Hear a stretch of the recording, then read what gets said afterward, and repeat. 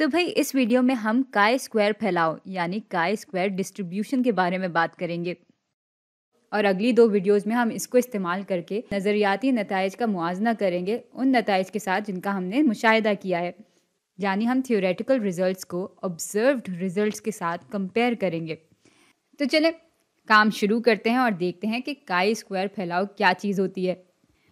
भाई फ़र्ज़ कर लेते हैं कि हमारे पास दो बेतरतीब मुतग़य्यर हैं, यानी दो रैंडम वेरिएबल्स हैं और उन दोनों ही वेरिएबल्स के लिए हमारे पास एक आम फैलाव है, एक नॉर्मल डिस्ट्रीब्यूशन है। चलें इस बात को ज़रा तफसील से भी बयान कर लेते हैं। तो मिसाल के तौर पर अगर x आम तरह से फैला हुआ है तो ये नॉर्मल डिस्ट्रीब्यूशन के लिए निशान हमने बना लिया। हाँ, तो इसका जो मीन है, इसकी जो औसत कदर है वो 0 के बराबर होगी और इसका जो तगय्युर है यानी वेरिएंस है वो 1 के बराबर होगा। इसी बात को हम यूं भी बयान कर सकते हैं कि x की मुतवक्का कदर एक्सपेक्टेड वैल्यू 0 के बराबर होगी और x का तगय्युर बराबर होगा 1 के। और साथ ही अगर मैं इसका फैलाव बना दूं तो वो कुछ इस तरह का दिखेगा, जिसमें ये औसत कदर बराबर होगी 0 के और इसका जो तगय्युर है वो बराबर होगा 1 के। अच्छा, तगय्युर अगर 1 के बराबर है तो इसका मयारी इन्हिराफ यानी स्टैंडर्ड डिविएशन बराबर होगा 1 के स्क्वायर रूट के, जो कि 1 के ही बराबर आता है। अच्छा, अब मैं अपने अब जो दूसरा बेतरतीब मुतग़य्यर है हमारे पास, वो फ़र्ज़ कर लें कि Q है और Q हमें इस फैलाव के नमूने को स्क्वायर करके मिलता है। तो इस Q को मैं यूं बयान कर सकती हूं कि ये बराबर है x के स्क्वायर के। और भाई इसका जो हम फैलाव बनाएंगे वो असल में एक मिसाल है काई स्क्वायर फैलाव की। अब ये काई स्क्वायर फैलाव की इकलौती मिसाल नहीं है, लेकिन ये इस फैलाव की एक मिसाल तो है ही है। तो भाई Q को हम यूं बयान कर सकते हैं कि ये एक काई स्क्वायर फैलाव का हिस्सा है। अच्छा, ये जो निशान है वो x की निशानदेही नहीं कर रहा बल्कि काई स्क्वायर की निशानदेही कर रहा है। ये एक यूनानी हर्फ है। अच्छा, इससे पहले कि हम आगे बढ़ें, मैं आपको बता दूं कि काई स्क्वायर फैलाव असल में दिखा रहा होता है मुख्तलिफ आम बेतरतीब मुतग़य्यर के स्क्वायर के सम को। अब यहाँ पे चूंकि सिर्फ एक ही बेतरतीब मुतग़य्यर का स्क्वायर लिया हुआ है, इसमें और कुछ जमा नहीं हो रहा, तो इसकी दर्जा आज़ादी 1 के बराबर होगी और इसलिए मैं यहाँ पर 1 लिख दूंगी। ये है इसकी दर्जाए आज़ादी। अच्छा, अब फ़र्ज़ करते हैं कि हमारे पास एक और बेतरतीब मुतग़य्यर है जिसका नाम है Q2 और मान लेते हैं कि Q2 बराबर है x1 के स्क्वायर जमा x2 के स्क्वायर के। तो भाई यहाँ पर ये दोनों एक ही बेतरतीब मुतग़य्यर के नमूनों के स्क्वायर को दिखा रहे हैं, यानी इस फैलाव से हमने एक नमूना लिया और फिर उसका स्क्वायर ले लिया तो हमें ये टर्म मिल गई, और फिर इस फैलाव से एक और नमूना लिया और उसका स्क्वायर ले लिया तो हमें ये टर्म मिल गई, और इन दोनों को जब हमने जमा किया तो हमारे पास Q2 की कदर आ गई। और यूं फिर Q2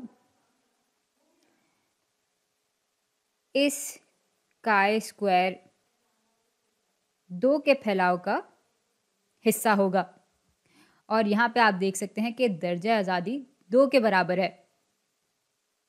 अच्छा, इसका नाम हमने Q2 रखा है तो इसका नाम Q1 रख देते हैं। अच्छा, अब ये सारी बातें हो गई हैं तो आगे चलते हैं।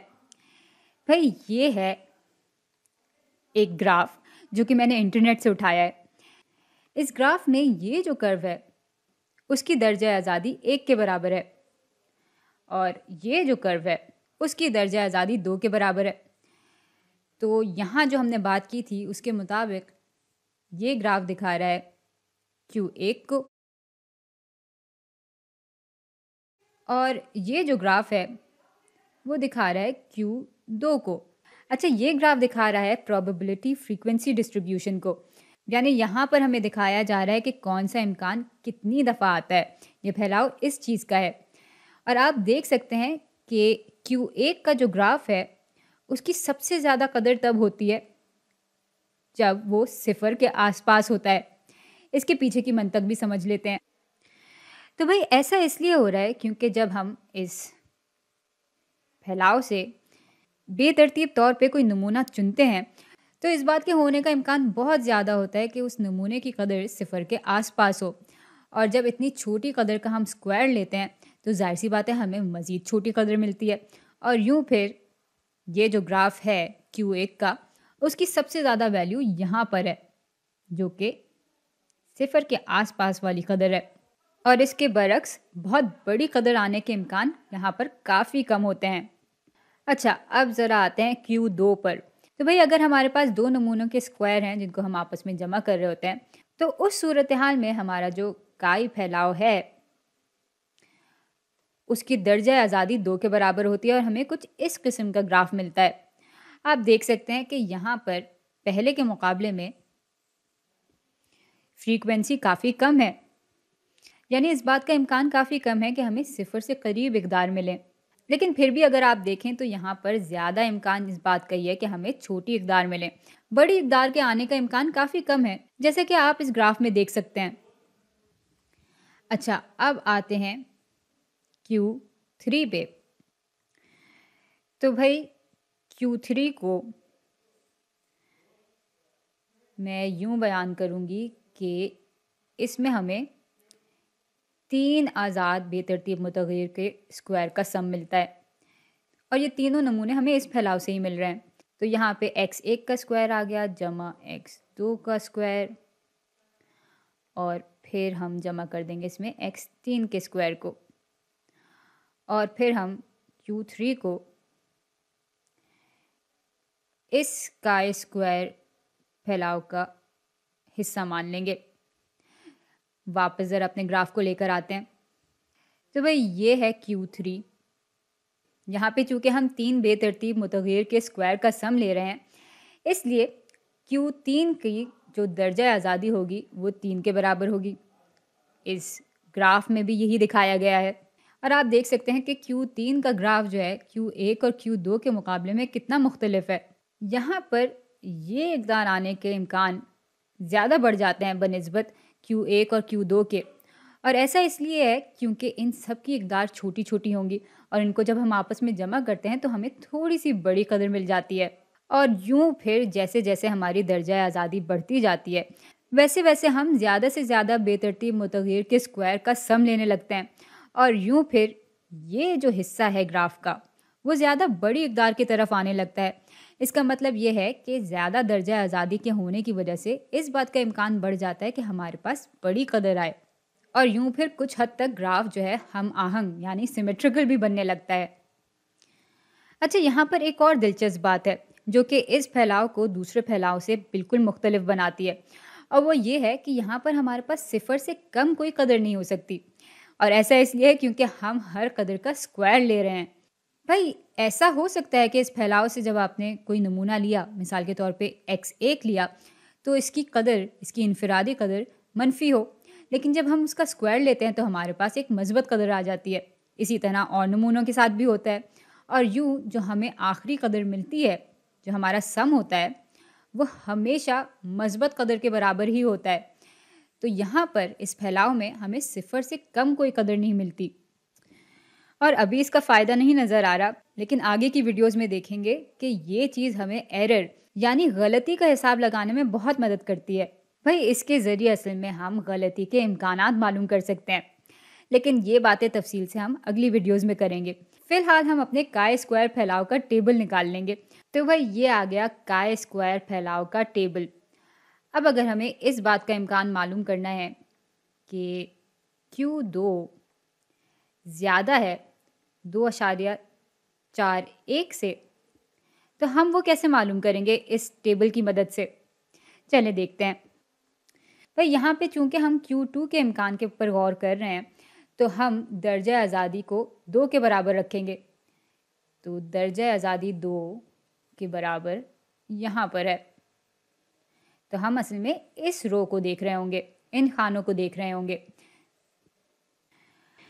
अच्छा, अब चूँकि हम ये देखना चाह रहे हैं कि इस बेतरतीब मुतग़य्यर की कदर 2.41 से ज़्यादा हो, तो हम सबसे पहले तो इस खाने पर गौर करेंगे। आप देख सकते हैं कि यहाँ पर काई स्क्वायर के फैलाव के टेबल में हमें अजीब-अजीब इक़दार मिल रही हैं। भई बात ये है कि ये इक़दार पी इक़दार से मुंसलिक हैं और पी इक़दार हमें यहाँ पर दी हुई हैं।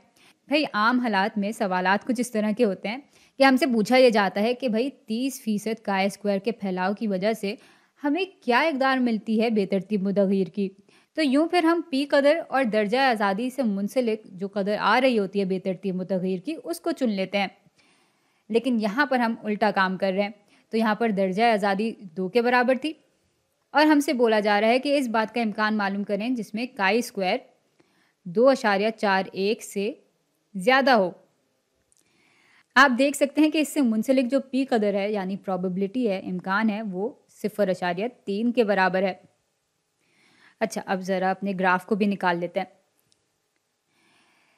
तो हम Q2 के ग्राफ को देख रहे हैं। Q2 का ग्राफ ये वाला है और हमसे कहा गया है कि 2.41 से बड़ी इक़दार का इम्कान मालूम करें। तो 2.41 कुछ ये 2.5 के बराबर होगा, तो 2.14 कुछ यहाँ पर होगा। तो काई स्क्वायर के फैलाव का जो टेबल है वो असल में हमें इस हिस्से का इम्कान दिखा रहा होता है और टेबल की मदद से हमने मालूम कर लिया था कि ये हिस्सा असल में 30% के बराबर है। तो ये चीज़ बराबर हो जाएगी 0.3 के या 30% के। तो भाई ये था पूरा मामला काई स्क्वायर फैलाव का और उसके टेबल का। अब अगली वीडियो में हम देखेंगे कि हम इस चीज़ को कैसे इस्तेमाल कर सकते हैं।